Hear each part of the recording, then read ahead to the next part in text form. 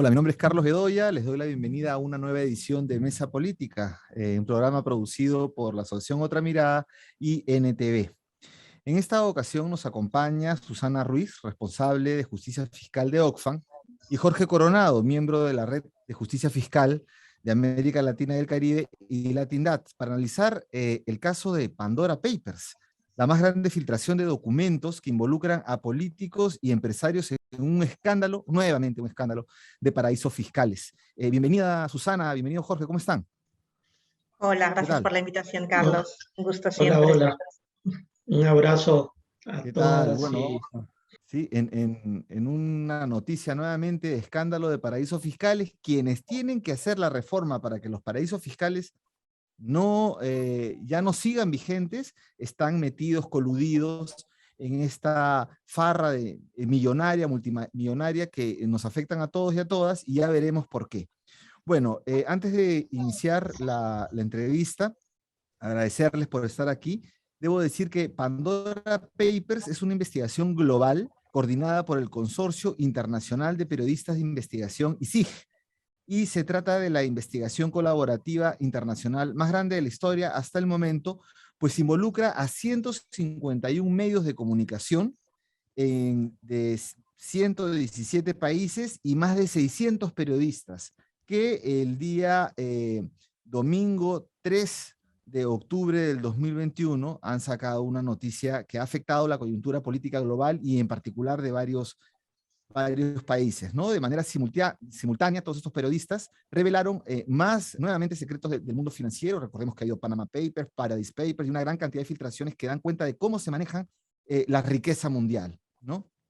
Y se han filtrado esta vez 11.9 millones de documentos sobre operaciones realizadas en paraísos fiscales por parte de políticos, funcionarios. Aquí hay 35 entre ex jefes y jefes de Estado vigentes, también empresarios, ¿no? En total de 91 países y territorios y un abanico global, como señala el ICIG, de fugitivos, estafadores y personajes investigados por diversos delitos. Entonces comenzamos con Susana. Susana, como experta y seguidora de lo que es la fiscalidad internacional, los paraísos fiscales, todos estos foros que han surgido para eh, regular desde el 2008 que queremos eliminar los paraísos fiscales y no se puede. Entonces, ¿qué significa este caso rápidamente y cómo afecta a la ciudadanía que descubramos tanta plata en paraísos fiscales? Gracias, Carlos. Yo creo que es una filtración que tiene una característica muy singular comparada con las filtraciones anteriores y es, como tú decías, el número tan importante de altos funcionarios, de jefes de Estado en activo o que hayan estado en activo recientemente comparado con otras filtraciones. Pero también tenemos 130 de los supermillonarios de la lista Forbes, aquellos que tienen patrimonios por encima de los 1.000 millones de dólares. Esta realidad lo que nos indica es que tenemos aquellos que tendrían que ser responsables de hacer las reglas del juego para generar una sociedad mejor para el conjunto de la ciudadanía, están también implicados utilizando estas prácticas fiscales para eludir, pagar menos impuestos, esconder sus activos, etcétera, y que los supermillonarios utilizan estos agujeros negros para enriquecerse más aún si cabe. Recordemos que además desde la pandemia el crecimiento de la riqueza de estos supermillonarios durante la pandemia, en los 18 meses de pandemia, ha sido mucho más rápido que los 15 últimos años. Así que en tiempos de pandemia esto es todavía más importante. Y cuando los ciudadanos estén reclamando acceso a vacunas, cuando estén reclamando hospitales, cuando estén reclamando educación, el salario de los maestros, la necesidad de contar con fondos para luchar contra el cambio climático y sus gobiernos les digan que no hay fondos, que no hay recursos, entonces tienen que recordarles que sí que lo hay y que están en esos paraísos fiscales. Este es un llamado también a la ciudadanía para recordar que no pueden dejar que sus gobiernos, sobre todo aquellos que parezcan implicados, tolerando estas fugas de recursos de forma continuada sin poner los candados, los mecanismos adecuados, mientras les niegan derechos, mientras les niegan hospitales o mientras niegan un acceso a una educación de calidad. Claro, y después viene el tema de que no se oponen a un impuesto a la riqueza, en realidad lloran, ¿no? Cuando se les quiere cobrar impuestos. Eh, la filtración que tiene más cantidad de políticos. Hemos visto presidentes en vigencia, ¿no? Por ejemplo, en Sí. América Latina vemos el caso del presidente Lasso, aparece en las filtraciones, el caso del presidente Piñera, ya eso es un poco grosero, ahorita inmediatamente lo vamos a abordar, el presidente de República Dominicana, también un presidente en ejercicio, y el presidente Iván Duque de Colombia, ¿no? Que están ahí, también expresidentes, Pedro Pablo Kuczynski, bueno, que está en prisión preventiva desde su casa, ¿no? Está en arresto domiciliario, él en realidad. Está el expresidente paraguayo Cartes. En general hay una gran cantidad de funcionarios, y, y en plena pandemia, ¿no? En plena pandemia, digamos, sigue esta práctica. Entonces, vamos con Jorge. Jorge, hemos dicho una lista de presidentes. Por favor, grafícanos el caso de Chile, que es el caso, creo yo, uno de los casos más, ya diremos, tristes, ¿no? Ya para la población, por favor. Sí, buenas tardes a todos y todas. Un saludo a Susana y a Carlos. Un gusto estar acá. Antes de referirme a lo de Chile, Carlos, yo quisiera decir que para mí hay tres cosas muy interesantes que marcan en estas filtraciones. Uno, coloca el debate ya no solo de los paraísos fiscales o guaridas fiscales, sino el instrumento de las sociedades offshore como principal vehículo para la evasión y el fraude fiscal, utilizado por las élites políticas y económicas.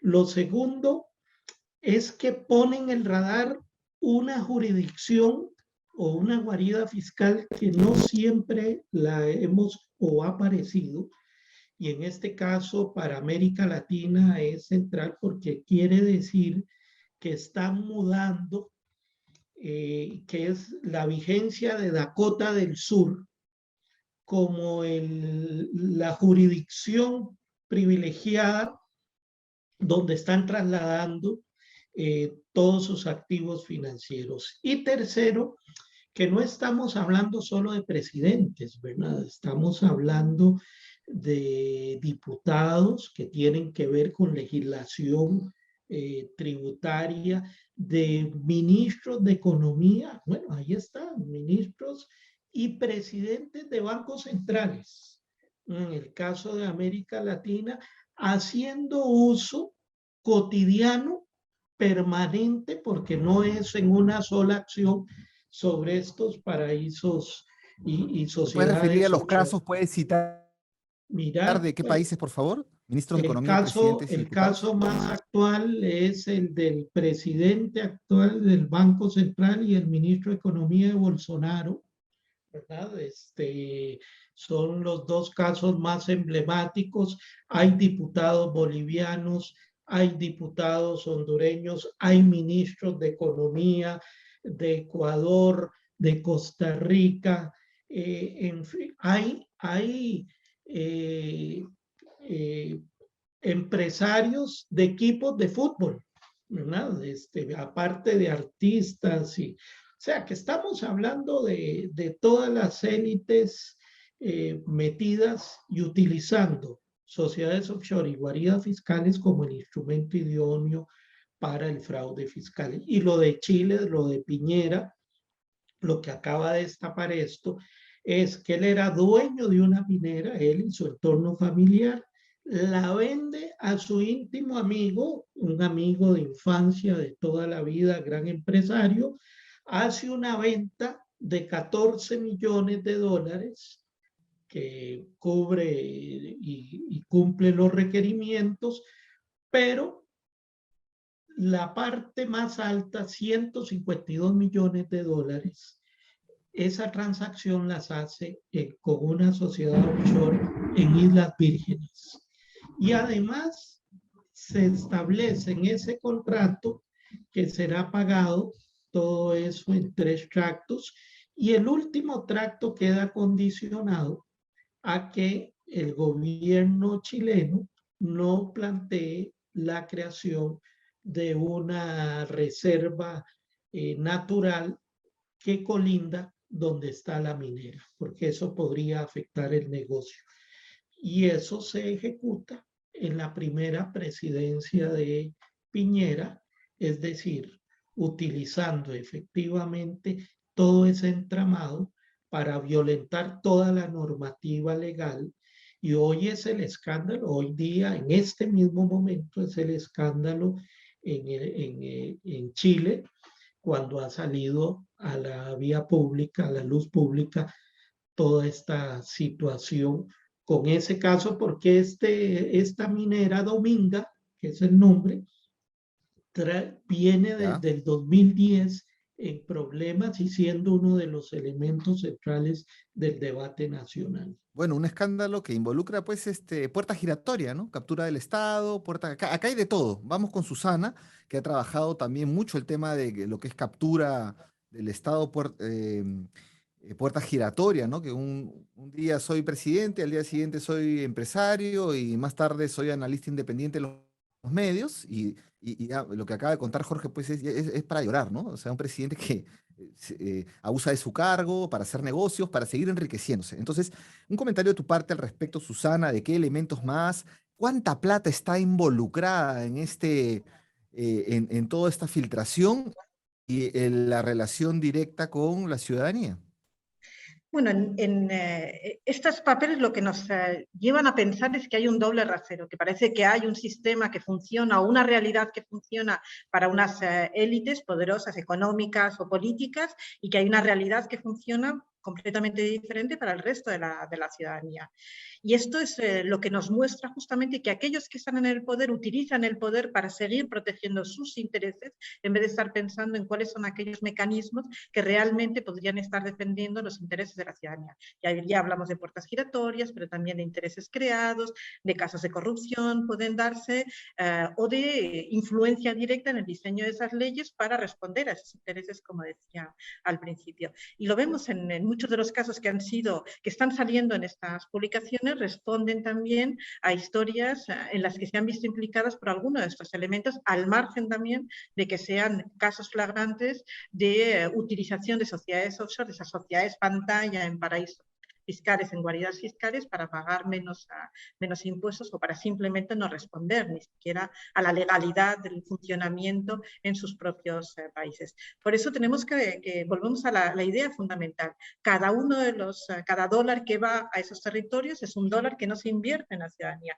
Es un robo directo al conjunto de los ciudadanos, que además le pone la presión de tener que le plantean muchos gobiernos, de tener que elevar el tipo de impuestos indirectos, impuestos injustos o impuestos regresivos, que suponen un esfuerzo aún mayor por el conjunto de la ciudadanía frente a estas élites. O sea, lo que hemos visto desde la última crisis financiera es que el crecimiento de la utilización de estos paraísos fiscales se ha multiplicado por 4, pero durante este mismo tiempo lo que hemos visto es que el esfuerzo fiscal de las familias ha ido aumentando casi en un 30%, mientras se ha caído la tributación sobre la riqueza o la tributación de las grandes corporaciones. Así que de crisis en crisis lo que vemos es que este agujero de los paraísos fiscales se chupa los recursos públicos, chupa la capacidad de construir sociedades más justas y menos desiguales, pero también refuerza el esfuerzo que están pidiendo a la ciudadanía. Y eso lo hemos visto, especialmente en 2019, cómo se convierte en una desafección social muy importante, una falta de confianza y en un reclamo por parte de la ciudadanía de que este no es el modelo con el que nos queremos identificar. Que a esta crisis respondemos con mayor equidad, con mayor justicia y sin políticas de injerencia o de trato diferenciado para estas élites, o no podremos estar pensando que realmente contamos con todos los elementos para construir una sociedad que sea más justa para todos. Y no se va a aceptar. Bueno, sí, sobre todo si están involucrados aquí los que tienen que más bien liderar estas reformas, que estamos, como decíamos, desde la crisis global, desde la crisis financiera, desde la quiebra de Lehman Brothers, que el G20 salió a decir, bueno, uno de los puntos es, se acaban los paraísos fiscales, y ahora más bien vemos que no solamente no se han acabado, sino que siguen siendo este mecanismo principal para el fraude tributario, porque se guarda plata en paraísos fiscales básicamente para esconder la plata del fisco también de las autoridades si es un caso de delitos, corrupción, lavado de activos, ¿no? Pero principalmente para evadir impuestos, para eludir, ¿no? Para eludir el pago de impuestos. Yo mencioné que los presidentes activos eran Piñera, Guillermo Lasso, el dominicano Luis Abinader. Por error mencioné al presidente Duque, no estaba en la lista No. como uno de los presidentes activos, ahí me equivoqué, lo digo ahora mismo, estaba viendo la lista. Pero tú has mencionado, Jorge, Dakota del Sur. Me parece interesante porque hasta hace unas semanas o unos días supimos de una negociación que hacía el gobierno de Panamá con SIG, con este consorcio de investigación, para decirles, bueno, esto es lo que supimos. Ya sabíamos que venía esta publicación, esta filtración, pero luego nos enteramos de que Panamá le dice a ISIG, por si acaso, el informe no solamente somos nosotros, también saca a los demás, porque entiendo que el informe preliminar que tenía acceso era solamente Panamá, y acá tú estás colocando a Dakota del Sur. ¿Qué más información nos tienes sobre eso, Jorge? Bueno, lo importante es que en los Panama Papers fue un bufete, Mossack, ¿verdad? El que se filtró. Aquí estamos hablando de 14 centros de asesoría que está demostrando. El caso de Lasso, el actual presidente de Ecuador, es muy evidente, dado que la normativa ecuatoriana le prohíbe a un candidato presidencial aspirante a presidente tener cuentas en paraísos fiscales, que él las tenía en Islas Vírgenes y tenía en Panamá, que era considerado por la legislación ecuatoriana como paraíso fiscal, trasladó sus 17 sociedades offshore a 2 fideicomisos en Dakota del Sur. Y de esa forma, formalmente burló la normativa ecuatoriana, dado que Dakota del Sur no está en el listado de la legislación ecuatoriana considerado como un paraíso fiscal. Pero el otro dato muy interesante es que los Pandora Papers nos están sacando el top 10 de los 10 países que más sociedades offshore tienen de acuerdo a esta filtración. ¿Y cuáles son? Rusia en primer lugar, Reino Unido, Argentina, China, Brasil, Ucrania, Venezuela, Chipre, Italia y Guatemala. Esos son los 10 países, encabezando Rusia con más de 4.000 sociedades offshore. Pero América Latina, el país más desigual del planeta, tenemos en ese top 10 a 4 países. Tenemos a Argentina, tenemos a Brasil, tenemos a Venezuela e incluso tenemos a Guatemala, que después de Haití es el país donde hay más pobreza en América Latina y el país de más baja carga tributaria donde menos impuestos se cobran, y resulta que tienen los ricos guatemaltecos que no pagan impuestos, además tienen 658 sociedades offshore, de acuerdo a la filtración de los Pandora Papers.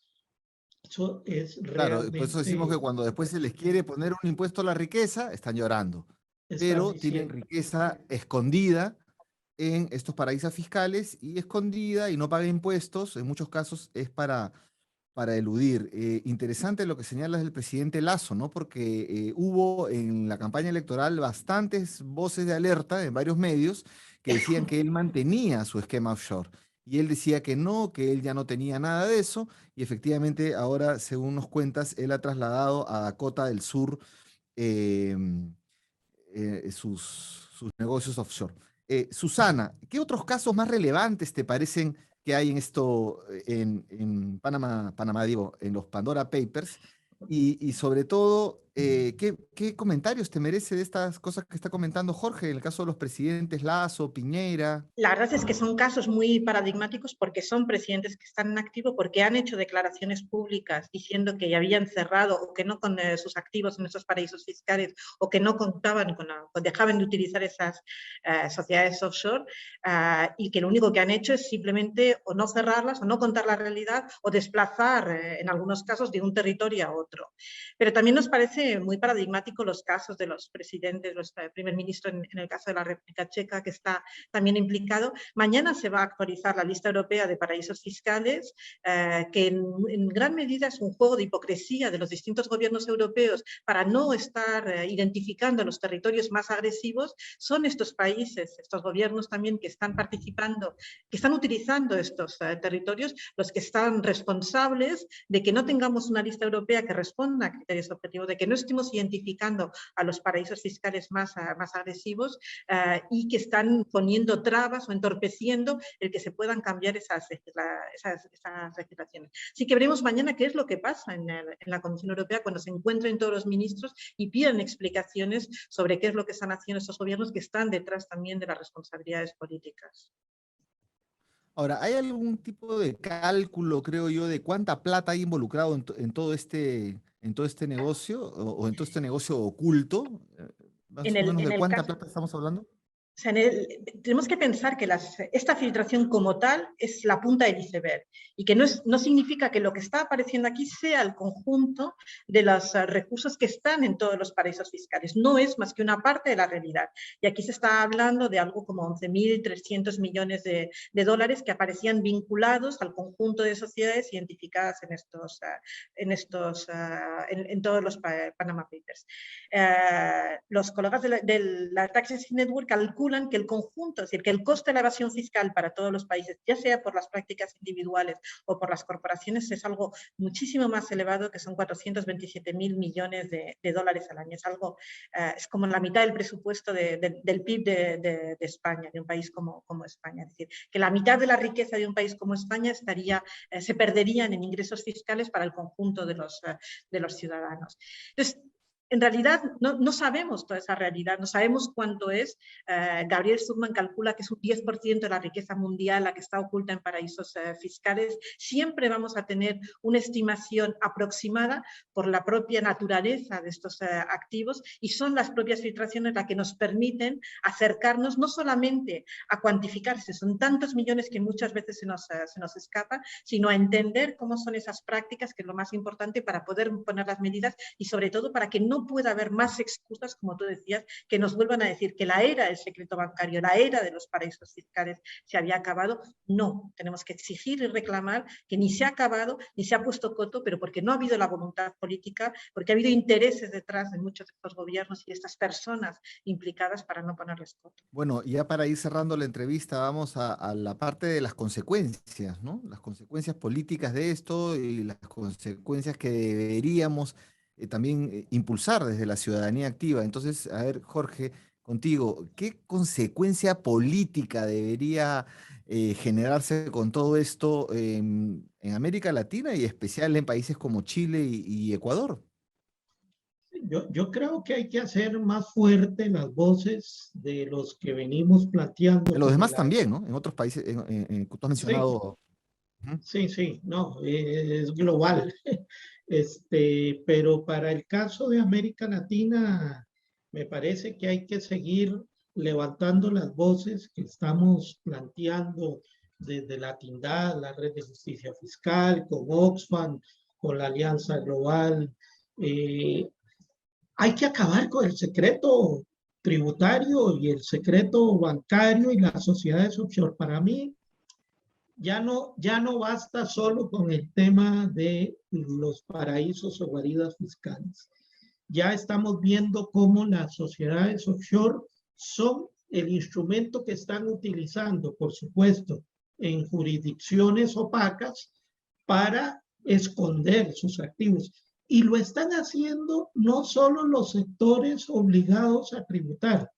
Yo tengo otro caso paradigmático. La principal cooperativa de productos lácteos de Costa Rica aparece con varias sociedades offshore para pagarle los salarios a sus altos ejecutivos y para burlar otras obligaciones con la protección social, utilizando sociedades offshore. Es decir, sectores que no tienen ni siquiera que pagar el impuesto a las utilidades o a la renta, hoy están haciendo uso de las sociedades offshore para seguir burlando y erosionando las finanzas públicas. Tenemos que aprovechar, así como aprovechamos los Panama Papers, los Pandora Papers, para ir un paso más adelante en la exigencia de una mayor transparencia y principalmente a señalar que la OCDE no es el espacio para resolver esta nueva gobernanza tributaria global, sino que debe ser las Naciones Unidas, más allá del G20. No son los mismos ricos protegiendo a los activos de sus propias élites como vamos a resolver para los países del sur esta dramática situación que hoy evidencian y reafirman los Pandora Papers. Sí, bueno, acá también estoy viendo que se salpica medio mundo, ¿no? El primer ministro británico Tony Blair, el antiguo gerente Dominique Strauss-Kahn, Julio Iglesias, Shakira desde el lado del espectáculo, entrenador del Manchester City, Pepe Guardiola, ¿no? En realidad, el rey Abdalá de Jordania, Abdalá II de Jordania, en general está medio mundo metido aquí, los ricos del mundo también, de esta situación sí descambiar porque esto significa menos plata en los presupuestos públicos, ¿no? Es algo que es muy concreto de entender, ¿no? Menos plata para protección social, luego no hay plata en los presupuestos públicos, uno se tiene que endeudar, ¿no? Entonces, digamos, creo que se acabaría el problema de la deuda solamente si se logra tributar toda la plata que está metida en paraísos fiscales. Susana, tus últimos comentarios para ir cerrando esta entrevista. Bueno, yo diría como Jorge que no hay razón de ser de las sociedades offshore. Deberían de prohibirse y si no se prohíben tiene que tener una justificación económica, tiene que saberse quiénes son los propietarios reales, pero reales de esas sociedades que se van constituyendo y hay que saber cuál es el fin o por qué se han creado. Y mientras no haya una justificación no pueden constituirse, deberíamos estar prohibiéndolas.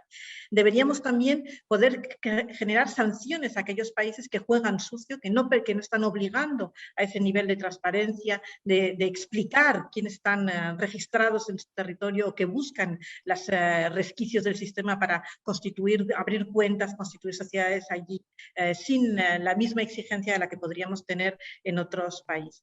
Así que sanciones también para los países que juegan sucio frente al resto de países.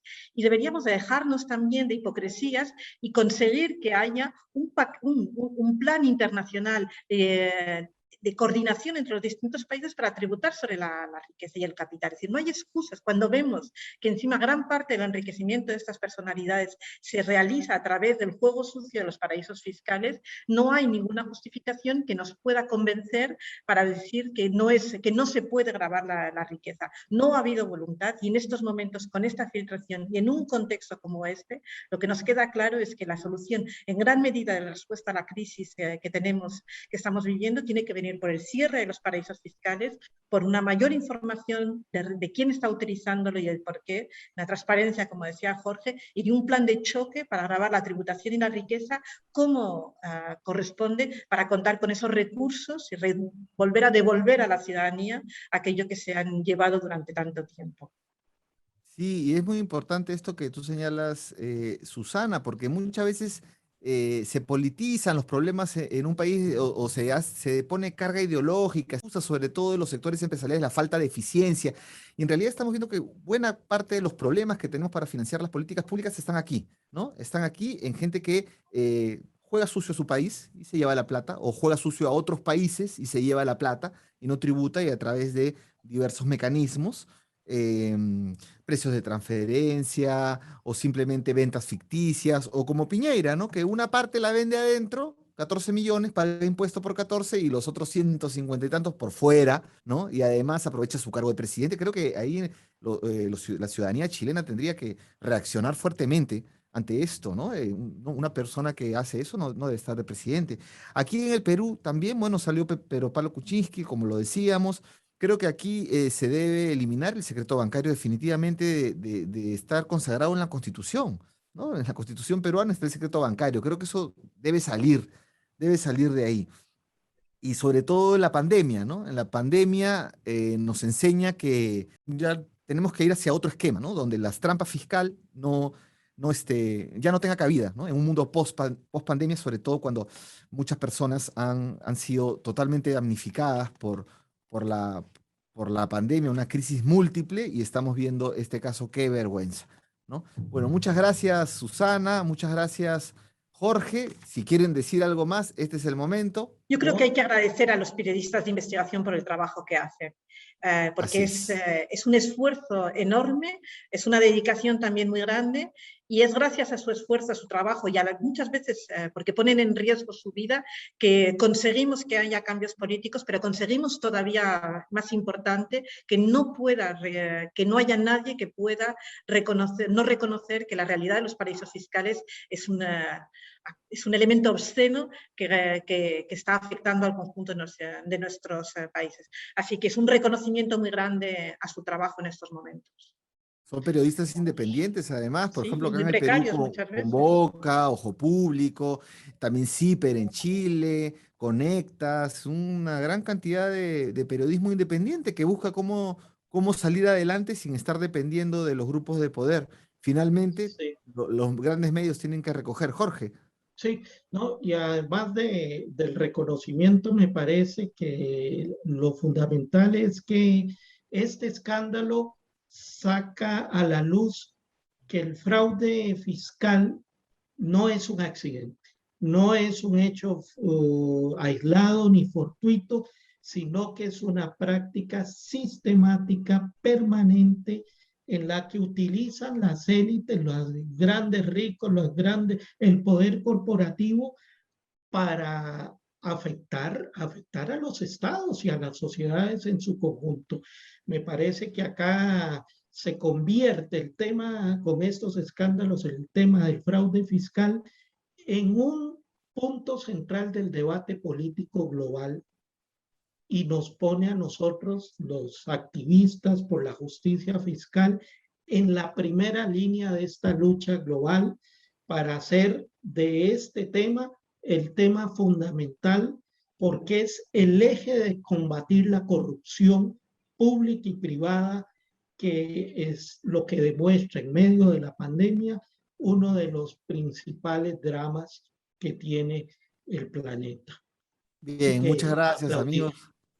Muchas gracias, Susana, que está desde España. Muchas gracias, Jorge, desde Costa Rica. No había dicho eso al inicio. Bueno, amigos, amigas, con nosotros será hasta otra edición de Mesa Política. Por favor, entren a la página de otramirada.pe y nuestraamérica.tv, donde van a encontrar esta y otras más informaciones. Gracias, nos vemos.